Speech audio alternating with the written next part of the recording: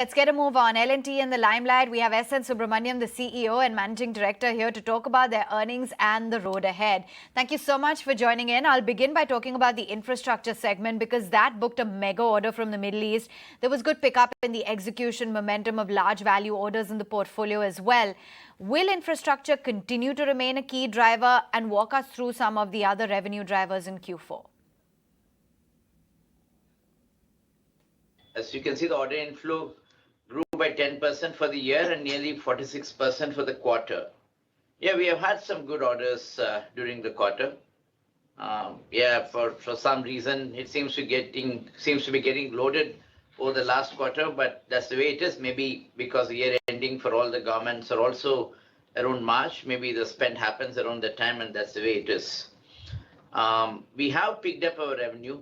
As you know, in the last 24 months, we have not worked for 8 to 9 months, including the huge mobilization and demobilization that we had to do two to three times when the labor went away. Again, we had to mobilize COVID-1, COVID-2, Omicron, etc. But we now seem to be back. More than 285,000 laborers are at our various sites. And that is very important for the project business, as you're aware. Yes, this commodity price increases and logistical issues continue to bother us. We thought COVID was over, everything was done and dusted, and then this war in Europe has disrupted some of these things. Due to price increases, we have been deferring some of the orders, and logistically, certain supplies from Europe and other places are taking more time to come than normal. But these are things that we need to overcome. But as you can see, revenue has also grown by 15% for the year, and we have done fairly well in the last quarter also, Q4 also. But the momentum has come back. The backlog is at its highest as nearly 360,000 crores. So plenty of work to do, plenty of things to be done, plenty of things to achieve. So we are busy, and we expect this momentum to continue. The client's pressures are there, our own delivery pressures are there. And that's a good thing to have, because we come to office at 7, go back at 10, and still thinking about work. Good morning. This is Nentar also joining in. So you're red flagging rising input costs for crude, other commodity prices, etc., that have gone up. At the same time, you're also saying going forward, you're hoping to reduce, the margin cut that has been at play. How will you mitigate that? How will you make sure that margins stay here or go up? There will be some pressure on margins. The simple reason is that 85% of the contracts are covered with some form of price variation clauses, base prices, reimbursement clauses, and such. About 15% of the contracts are not covered with price variation clauses. So when cement price shoots up by 70%, copper, aluminum shoots up by 65-70%. Solar prices shoots up by nearly 100%. Nickel, cadmium by nearly 100%. There's bound to be some effect somewhere. And some of these price increases are more than what the PV clauses can provide for too. And you can see the performance of some of these steel and other companies where they're showing extraordinary results compared to what we can show. So in a way, it does affect us. We do feel aggrieved about it. But this is a situation that has come to be, and we need to see how to sort it out. So if you were to take the present prices and forecast, we do anticipate some pressure on margins. So as an organization, we are trying to go back to our clients on some of these clauses. There are contract clauses which provides for us to ask for reimbursement. In certain cases, as I told you, we are deferring some of our progress. For example, if we can buy some pipes or sheets today, we are not buying it today, we are buying it after 2 months. We are also appealing to our sites to do some late billing because the WPI after 2 months catches up to what it needs to be today. So these are some of the things that we are attempting. It is also a fact that we've gone for huge hedges across various commodities like iron ore, coke, copper, aluminum, and such, and thereby trying to mitigate price increases. So this is work in play, but it's a fact that there will be a small effect on margin, and we may have to live with it. But what is a good thing about it is also that we are now forewarned that this has come to be. And then the new contracts that we are quoting for, the new jobs that we are seeking for, we're insisting on base prices or PV clauses. We're not taking any contracts without such clauses. So as in a contracting company, as you know, there's a certain amount of sales that come from existing backlog and certain amount of sales that come from anticipated jobs. So in a mix of both, we will try to overcome it, but it's a fact that there will be a small effect on margin. So there will be a small effect on margins, and you will have to learn to live with this. That's the big message coming in from the L&T top management. It's of course been the big theme through earnings season, rising input costs and the pressure on margins.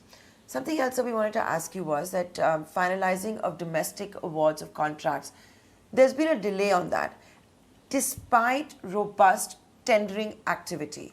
When is all of this going to be normalized? Because that will also have an impact on the financials for the new year.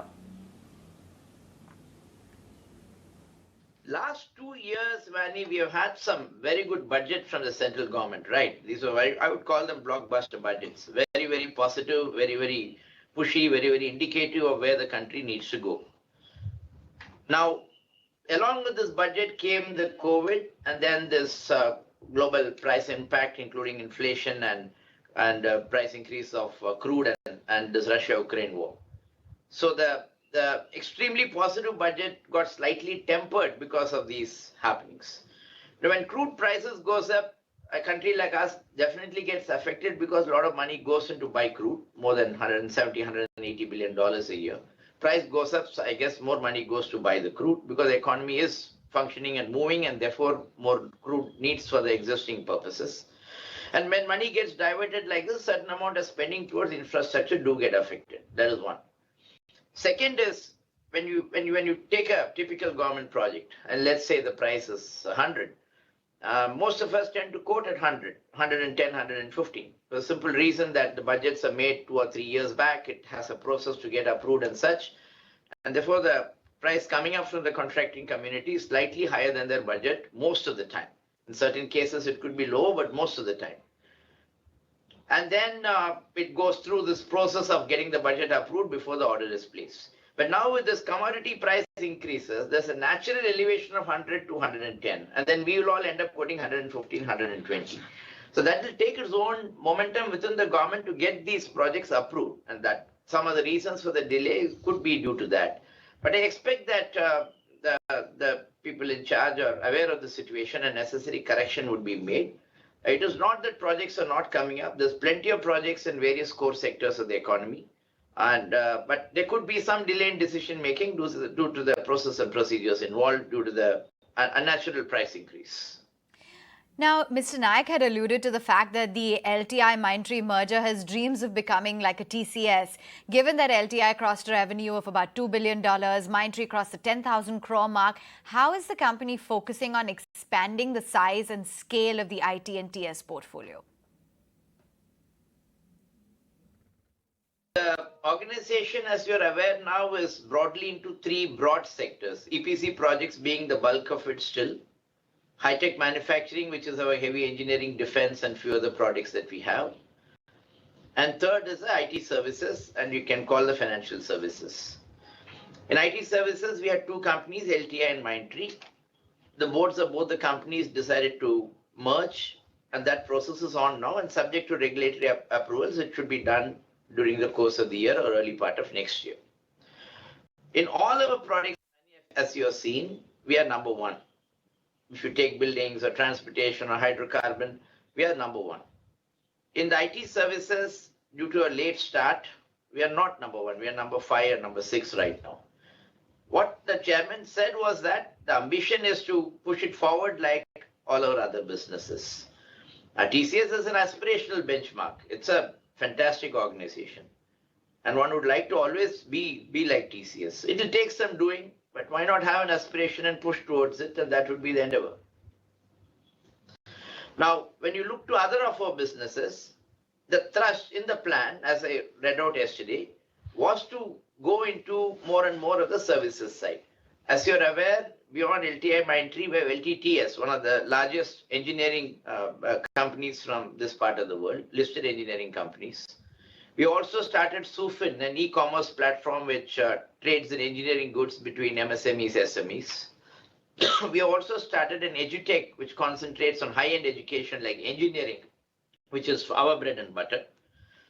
And we're also looking at data center and cloud as a future business. So thrust of our investments in the future seem to be more in the cloud and more in the services and cloud and such kind of spaces.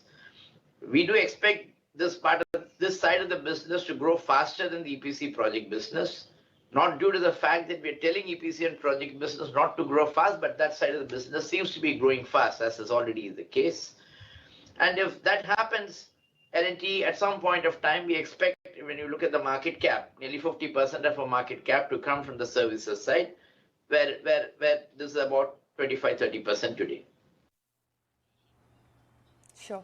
Mr. Subrahmanyan, so let me, get this right. As we understand, you want to get out of the Hyderabad Metro project. You're also in advanced discussions, we understand, to be out of the Nabha project as well as IDPL as well. Wanted to understand, with these projects and moving out of them, how is it going to de-risk your portfolio, and whether or not you're already in advanced talks with any of the players? If you could just give us some timeline for these assets. Hyderabad Metro is a concession, so we can't take that. We can't take it away because it's a concession signed for 35 plus 30, nearly 65 years. The main problem in Hyderabad Metro was due to COVID. The traffic went down very severely because of work from home. Much of the crowd that was traveling in the metro was IT and business crowd. And the second fundamental problem there was a debt, 13,000 crores of debt. So what we had done is appeal to the Telangana government. And the government of Telangana, under the able leadership there, has been kind enough, extremely kind enough, to look at the metro as their own project and given a soft loan of 3,000 crores into the project to be paid back over a very long period. So that government order has already come. The agreement is to be signed. And once that is done, over a period of time, 3,000 crores of soft money will come to the project, which will go straight into reducing the debt. We are also in advanced talks with certain investors to bring in another 4,000 crores. We do expect this to happen during the course of the year. So 13,000 minus 4,000 plus 3,000, 7,000 crores, the debt will come down to 6,000 crores. We have also recently restructured the financing, thereby reducing the interest burden from about 9.75 to nearly about 6.2%. I think with this, whatever can be done financially is done, and the project would, over a period of 3 to 4 years, subject to traffic picking up, would be viable. L&T will also, during this process, bring down its equity stake, which is nearly 100% now, to around 51%. So it will become a subsidiary, and thereby making the project more viable and more rentable.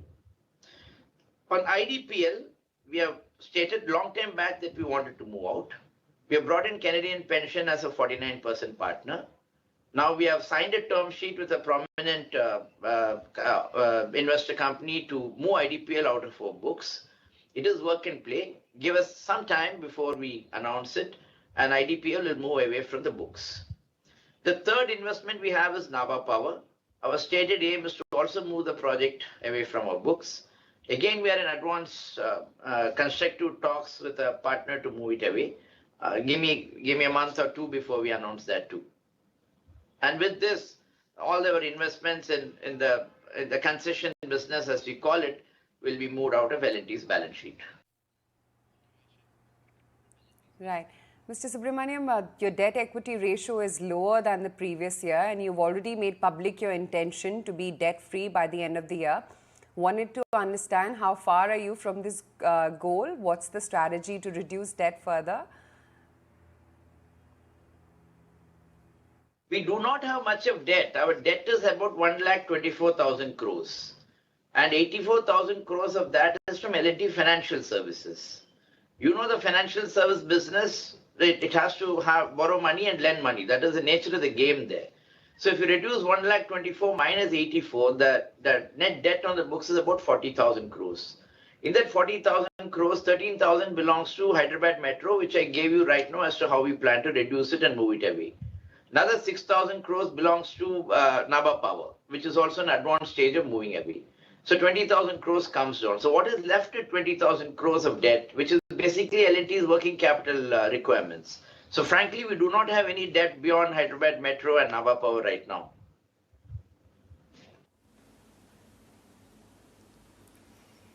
Before we let you go, so the larger plan, of course, is to double the revenues by FY25. Are you on track for that? You've been sounding optimistic as far as the new financial year also goes. We all know about how infrastructure is going to be the big play for pump priming the economy. Can the order book go up 12 to 15%? To describe that, it is, as I said, the company would be in three parts: the EPC, the manufacturing, and the services. The EPC will continue to grow at this 11 to 13% range. Because that's the nature of the business, we can't do it more, and we also do not want to spread ourselves beyond the existing geographies, which is basically India, Middle East, certain parts of Africa, and some parts of Far East. I don't think we have any intention to go beyond this. So within these geographies, looking at the opportunities, etc., I think 11 to 13% growth is a fair enough target to have for the EPC and projects business, which is about 110,000 crores. So that by itself will go to about 2 lakh crores or 1,90,000 to 2 lakh crores by the planned period 2026. The manufacturing and high-tech precision manufacturing business that we are in will continue to grow between 12 to 15%. The factories are all full today. We do not have any intention to add to the existing factory capacities because we have invested far ahead of time. Of course, we are doing a lot of Factory 4.4 and bringing in a lot of digital and factory initiatives to make deliveries online, quality, world-class, etc. That will continue to be the endeavor. And that will double itself. If the factory turnover is about, all put together today is about 9,000 crores, I think that will go to about 18,000 crores, or let's say 20,000 crores. The service businesses, that is LTI, Mindtree, and LTTS, today are in the region of about 2.6 plus 1.6, that is 4.2 plus 1, about $4.2 billion. I think that, as I told you, will double to nearly $8 or $9 billion. The possibility of an acquisition in the space as we go forward, nothing is planned as such. It's purely speculative. But we have done one successfully with Mindtree, and therefore we have an appetite to do something else once all stabilization is brought into play.